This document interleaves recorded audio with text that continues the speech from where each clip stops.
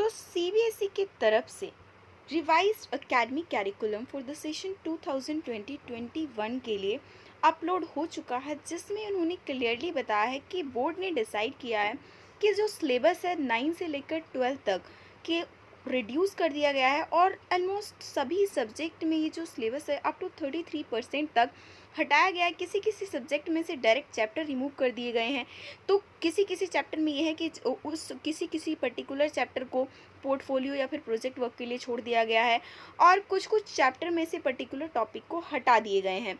तो इन सारी चीज़ों के लिए आपके पास जो भी सब्जेक्ट होगा उसके लिए क्या करना है, उसको आपको पर्टिकुलर सिलेबस उसका डाउनलोड करना है और डाउनलोड करने की जो लिंक है वो यहाँ पर इन्होंने गिवन है कि रिवाइज सिलेबस जो आप जो है यहाँ पर जा सकते हो। तो इसके लिंक जो है मैं आपको डिस्क्रिप्शन में दूंगी, वहाँ से आप क्लिक करोगे, बट डायरेक्टली आपको शायद समझ में ना आए, तो इसलिए वीडियो को आप कंप्लीटली देख लो कि उसके बाद आपको क्या करना होगा।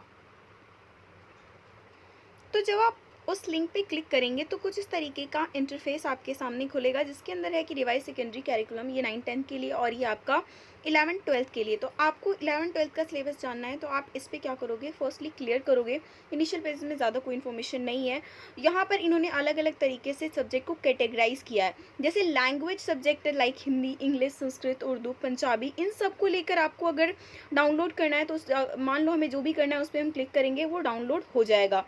उस तरीके से आपके ये रिवाइज्ड एकेडमिक इलेक्टिव्स हैं, जिसके अंदर accountancy, bio, economics, history, geography, सारे के सारे जो मेनली सब्जेक्ट है वो आपको इसी के अंदर मिलेंगे।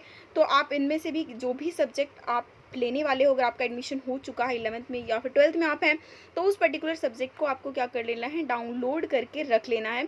जैसे यहाँ पर एक दो सब्जेक्ट का हम डाउनलोड करके देखते हैं। लाइक यहाँ पर रिवाइज्ड बिजनेस स्टडीज़ है, तो इस पे आप क्या करोगे, क्लिक करोगे, आपके पास ऑप्शन आ जाएगा, डाउनलोड हो जाएगा।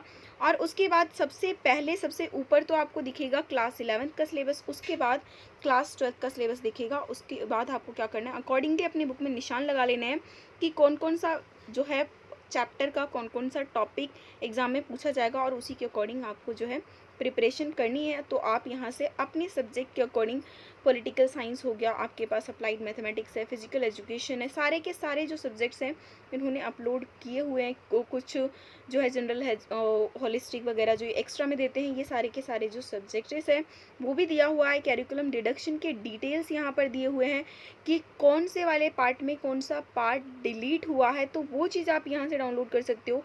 ये इन्होंने काफ़ी अच्छा दिया हुआ है।